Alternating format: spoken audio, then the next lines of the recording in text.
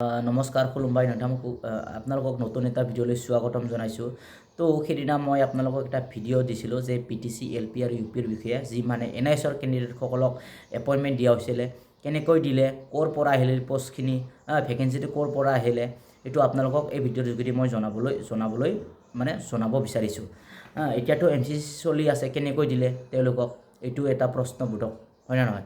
এতিয়া বোলে মই শুনামতে ইলেকশ্যন কমিশ্যনৰ পৰা কি বুলি কয় ছিগনেচাৰ লৈ পেলাই চাইন লৈ পেলাই এই তেওঁলোকক মানে 42 জনক এপইণ্টমেণ্টটো দিছে বুলি গম পাইছোঁ, ঠিক আছে। আৰু এই পষ্টটো বা এই ভেকেঞ্চিটো এই যে 42 জন দিলে কেনেকৈ ক'ৰ পৰা আহে এইটো আপোনালোকে জানিবলৈ পাব। এতিয়াতো আপোনালোকে নিশ্চয় জানে যে 2024 চনত যি মানে এডভাৰ্টাইজ দিছিলে তাতেতো পূৰা যিমান যি ভেকেঞ্চি আছিলে পূৰা ফিল আপ হৈ গ'ল, আৰু ফিল আপ হোৱাৰ পৰা তো দিব নোৱাৰে ভেকেঞ্চিটো, পষ্টটো ফিল আপ হ'লে অলৰেডি ইতিমধ্যে পষ্ট ফিল আপ হৈ গ'ল। তো কেনেকৈ দিলে এই 42 জনক? তো তেওঁলোকে মানে পষ্টৰ এগেইনষ্টত মানে হাইকোৰ্ট কৰিছিলে, আৰু কৰাৰ পিছত এই যিখিনি মানে ব্যক্তিয়ে হাইকোৰ্ট কৰিছিলে তেওঁলোকক তাতো দিব লাগিব, এইটো এটা ৰায়দান আহিল, ৰায়দান আহিল।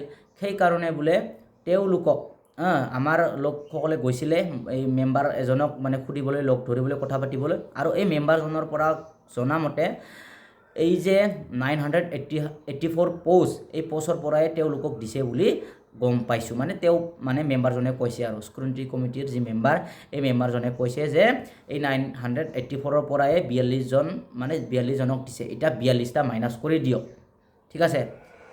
যি ব্যক্তিসকলে দুবাৰ মানে এই ভেৰিফিকেশ্যন কৰিবলৈ গৈছিল কোকৰাঝাৰত, এতিয়া কি হ'ব? 42টাতো মাইনাছ হৈ গ'ল এতিয়া 984ৰ পৰা, কি হ'ব এতিয়া?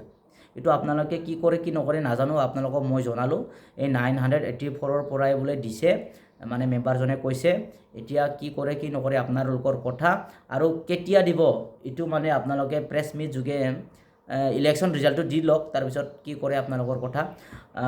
মইতো এইটোৱে ক'ম, এইটোৱে দাবী কৰিম যে BTC চৰকাৰক এইটোৱে দাবী কৰিম যে ইলেকশ্যনৰ মানে ৰিজাল্ট দিয়াৰ পিছতে, মানে এসপ্তাহৰ পিছতে এই এপইণ্টমেণ্টটো দিব লাগে, কাৰণ অলৰেডি শেষ হ'ল, সমাপ্ত হ'ল। ইহঁতে ইলেকশ্যনটো পাৰ কৰাৰ চেষ্টা কৰি আছিলে, কেনেকৈ আমি ইলেকশ্যনটো পাৰ কৰিব পাৰোঁ, মানে অলপ ঘোটালা আছে চাগে, সেইকাৰণে তেওঁলোকে ইলেকশ্যনটো পাৰ কৰাৰ মানে চিন্তা চৰ্চা কৰিছিল। আৰু ইতিমধ্যে ইলেকশ্যন পাৰ হৈ গ'ল, এতিয়া ৰিজাল্ট মাত্ৰ বাকী, আৰু ৰিজাল্ট দিয়াৰ পিছত এসপ্তাহৰ পিছতে এই মেৰিট লিষ্টৰ মানে এপইণ্টমেণ্ট দিব লাগে, আৰু মেৰিট লিষ্ট পাব্লিছ কৰিব লাগে। এইখিনিয়ে, ধন্যবাদ।